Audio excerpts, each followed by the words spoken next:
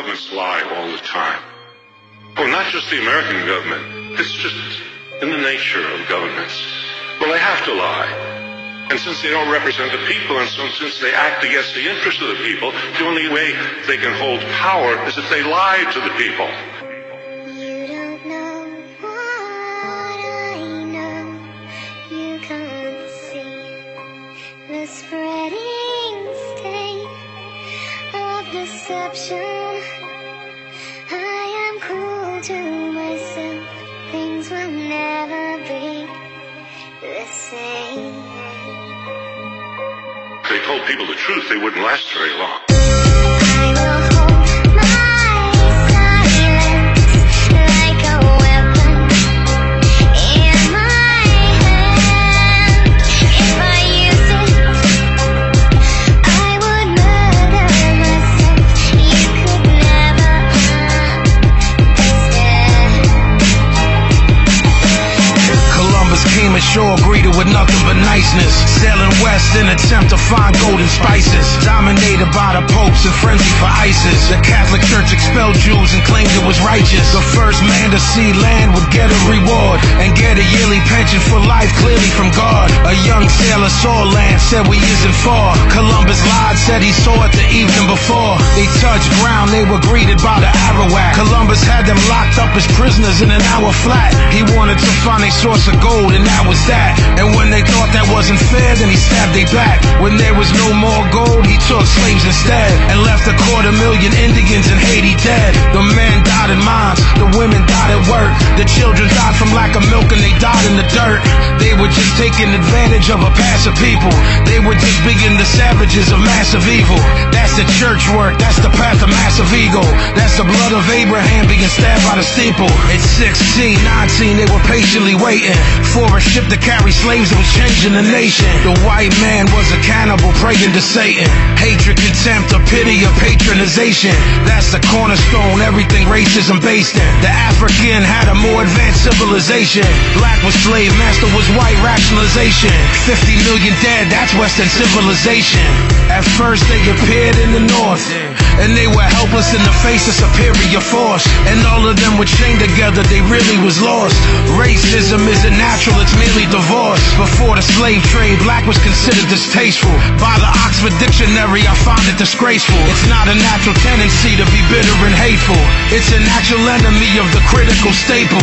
Slavery grew as the plantation system grew. The reason for that's kinda easily traceable. Society of helpless dependence was capable of saying fuck a slave master, you in slavery too.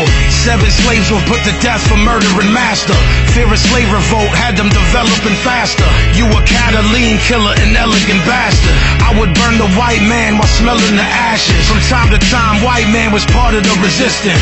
White indentured servants wanted no part of the system. King Philip's War showed that if people would listen, that they could maybe break the complex chain of oppression. Tyranny is tyranny, but that's a concession.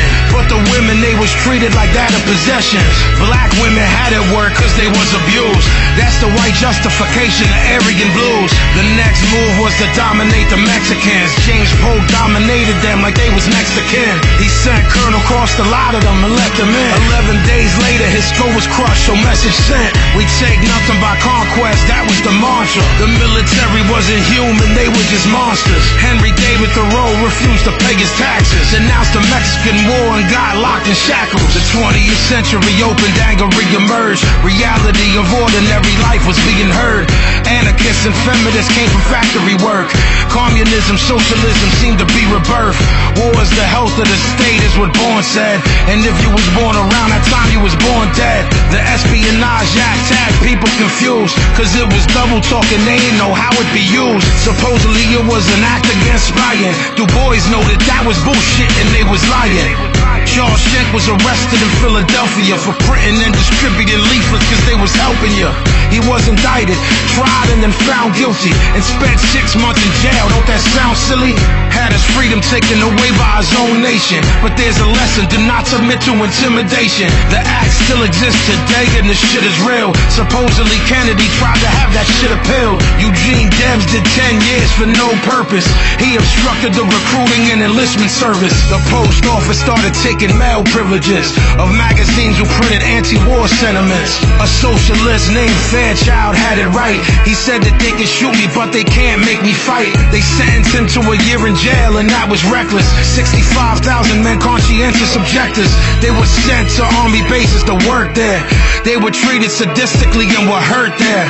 They were strangled with a hemp rope till they collapsed, and officers punched their stomach and their lower back. A garden hose was placed on their face with a nozzle about 6 inches from them so they couldn't swallow. The war ended in 1918. The government was just trying to wipe the slate clean. Hemingway wrote Farewell to Arms. Dalton Trumbo wrote Johnny Got His Gun. The war was over but they didn't learn their lesson. Twin tactics of control, reform and repression. The patriotic fervor of war had been invoked. That's why the country that you live in is a fucking joke. You cannot be neutral on a moving train. This is a story about the lies that your teacher told you. This is real, actual, factual. No lies in the whole record. If you don't believe me, look it up. I'm trying to share the shit that I learned with y'all.